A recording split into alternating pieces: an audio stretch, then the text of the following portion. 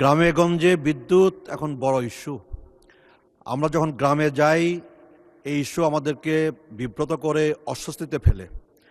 মাননীয় মন্ত্রীর কাছে আমার বিনীত প্রশ্ন যে আমার নির্বাচনী এলাকা মেলান্দ মাদারগঞ্জ, এই দুই উপজেলায় পিক আওয়ারে বিদ্যুতের চাহিদা হচ্ছে ৪৩ মেগাওয়াট আর বর্তমানে প্রাপ্তি হচ্ছে ২৭ মেগাওয়াট।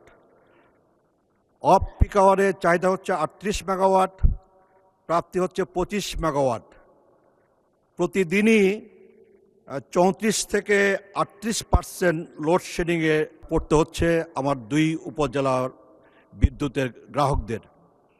এই পরিস্থিতি থেকে উত্তরণ কবে নাগাদ সম্ভবপর হবে এবং কবে নাগাদ আমরা আমাদের নির্বাচনী এলাকায় বিদ্যুতের গ্রাহকদেরকে আশ্বস্ত করতে পারবো এবং এই লোডশেডিংয়ের হাত থেকে পরিত্রাণ দিতে পারবো, মাননীয় মন্ত্রী অনুগ্রহ করে বলবেন। ধন্যবাদ মাননীয় স্পিকার। মাননীয় মন্ত্রী। মাননীয় স্পিকার, ময়মনসিংহ এলাকাতে আমাদের ট্রান্সমিশনের সমস্যা আছে, ট্রান্সমিশন লাইনের সমস্যা আছে। আমরা এই ট্রান্সমিশন লাইনের প্রকল্প গ্রহণ করেছি। আপনি জানেন মাননীয় স্পিকার যে আমাদেরকে ট্রান্সমিশনের জন্য বড় বড় টাওয়ার তৈরি করতে হয়। তো বিভিন্ন জায়গায় যারা জমির মালিক তারা মামলা করে কোর্ট থেকে ইনজাংশন নিয়ে আসে, যার ফলে ওইখানে এই টাওয়ারগুলো করা সম্ভব হয় নাই। আপনার জয়দেবপুর শম্ভুগঞ্জের যে ট্রান্সমিশন লাইন, এটা করতে যেয়ে আমরা ভালুকা এলাকাতে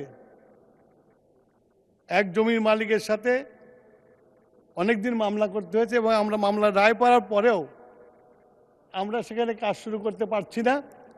গতকালকেই আমি আমাদের ভালুকার এমপি সাহেবের সাথে বসেছি, তাকে ডিটেলস দিয়েছি।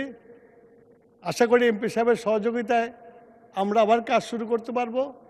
এই লাইনটি উন্নত হলে ময়মনসিংহ এলাকায় যে বিদ্যুতের যে সমস্যাগুলো হয় সেটা অনেকখানি কমে আসবে। মাননীয় স্পিকার, আপনাকে ধন্যবাদ।